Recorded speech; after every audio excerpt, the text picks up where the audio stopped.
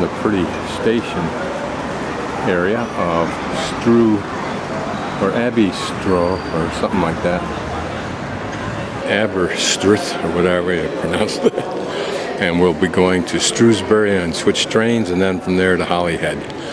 And this is the old looking, and it may be the old portion of the train station.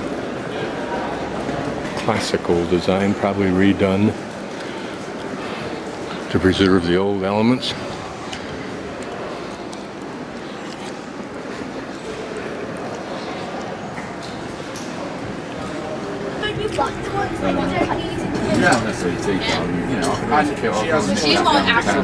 First thing fat people do when they get on the train, start eating.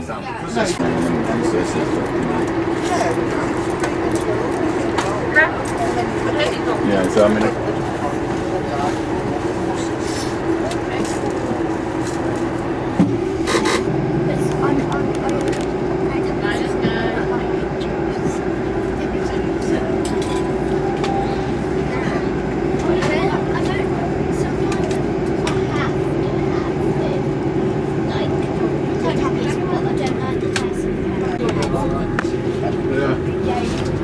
Look at those row houses down there.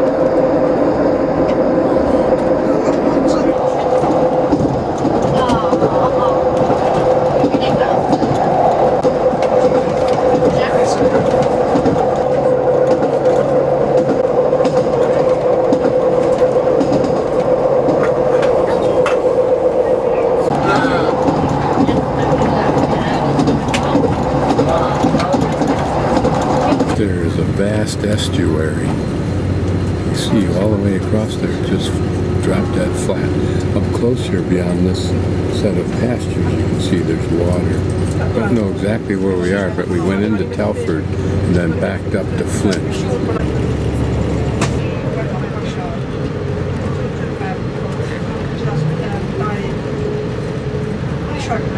This is a huge, long RV park. I mean, it's miles long. I don't know if they call those RVs mobile homes or park model recreation. I think where you see those flags is where the beach is. This beach has a bike path that runs along. It runs for miles and miles. Looks like they're increasing the length of it even further. And these little home parks, prefabs are everywhere. Huge numbers of them, frankly. Like a huge number of windmills over there, and they look like they're in the sea.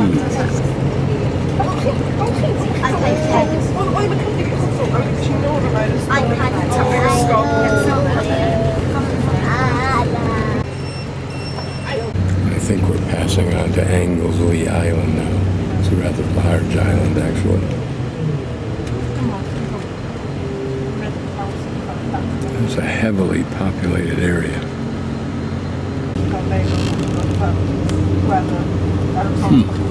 It's an impressively large castle. Wow.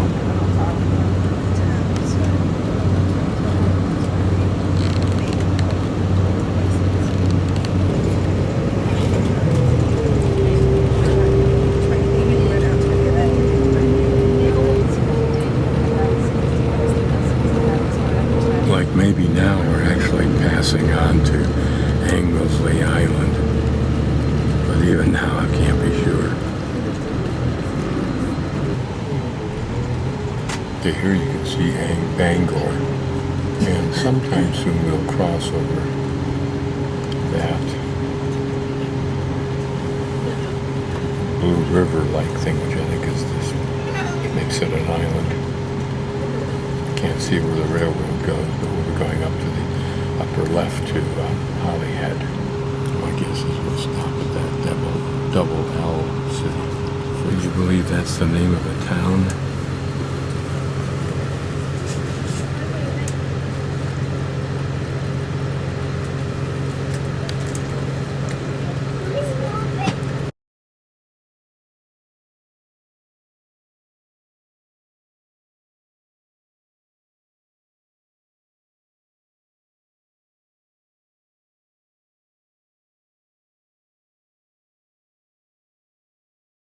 This is South Stack Pub and Hotel is down there to the right. It's an old place. It's clean enough, but very old.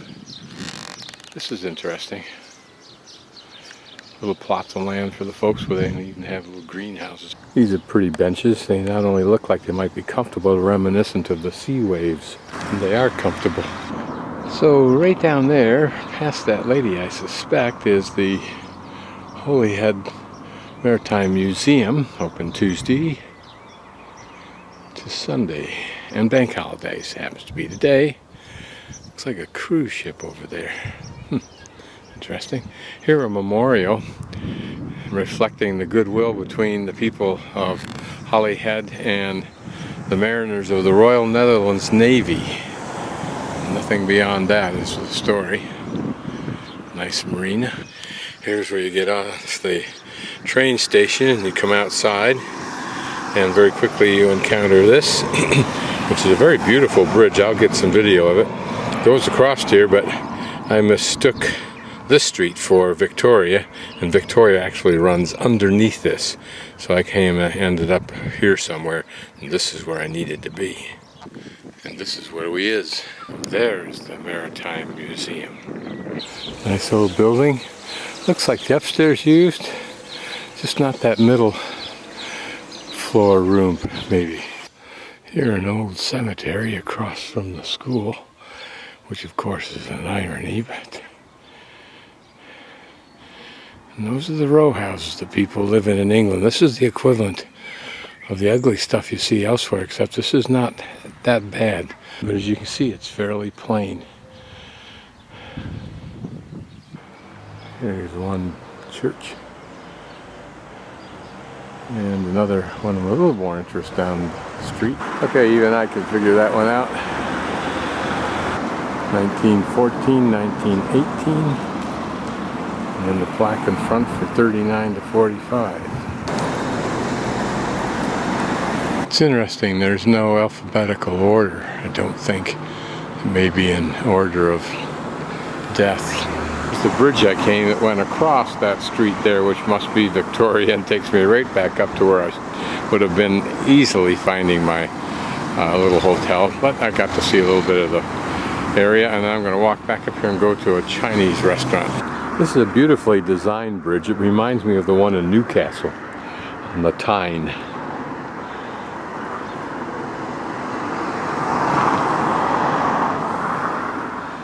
And it's more interesting even than just what we see here. The railroad station's literally right behind there.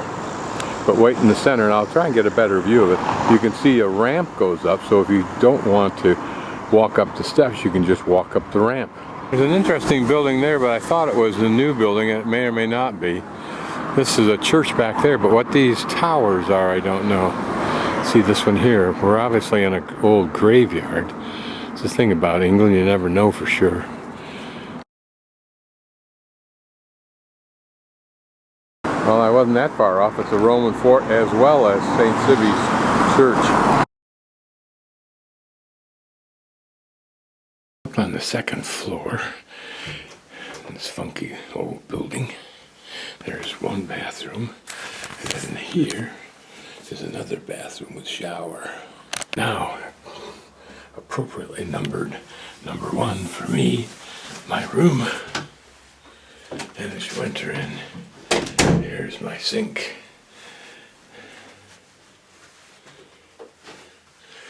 I love these old rooms. These places are so funky, and then they fix them up. It's got nice enough lights there. Beds will be nice and clean.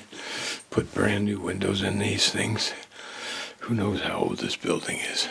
And like the other one I stayed in, the hotel yesterday, it's probably a collection of at least 2 buildings. Here it uses steam heat, which is not on now, of course.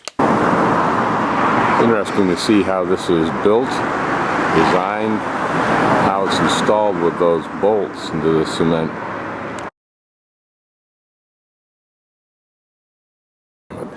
Notice how the wall has been built right along what must be the edge of the feet of their graves. Here their daughter died, 1852, aged 18. Also Rob, their son, died 1841, aged 2 years. Here it's written in Gaelic. This one plain. Maybe it was the headstone of the family, and blank for some reason. These are the members of the family, perhaps. Possible these were once vertical and just laid down for preservation convenience. Were there more of these before? Here he died at only... No, Charlotte died at only 25, perhaps in childbirth. The remains of Anne Young, daughter of the late Honorable William Fullerton, Elphinston, born 3rd March 1792, died at Hollyhead on the 29th of August from injuries received having been thrown off of a carriage in 1850. It's an irony that Mary Mead does not even get that much of a statement. Here the only upright one. Here we're higher up in the churchyard. I don't know if that tower is from the original fort or not. And that the church is just built on the same grounds. So you can see a substantial wall and there another tower. And at this level, more stones. The remains of Patrick someone died 1849, 79 years of age in the service, interrupted arduous service, a float of 58 years in the Hollyhead packing station in the capacity of petty officer, entitled himself by his intelligence, zeal, and activity as such, and by his general moral conduct to the regard and esteem of those whom he sailed, and to the approbation of the Department of Government under which he served, also his wife, who died on the 24th of February 1856. Prior to 1810, the sea reached roughly to where we're standing right now, as it had when the Roman invaders established a naval base on a low sea cliff here in the 4th century. And reflecting the Romans, there's some soldiers, so pretty old stone church with one of those sundials that I like so much. Don't know how old that is. Certainly looks like the white has been restored on it. But that stained glass is pretty. If we were able to go inside, maybe at some point while I'm here I can. It's surprising that they don't maintain that, in other words, by getting rid of those plants which could begin to break apart this church. This wall shows us that upper level where soldiers would have run along, defending the wall that extended a little bit higher up. The remains of the inside of the tower doesn't really disclose to us how it was used ultimately. Irony and historical consistency that this church should be built in amongst the remains of the Roman fort, since the church was really a continuation of the Roman system.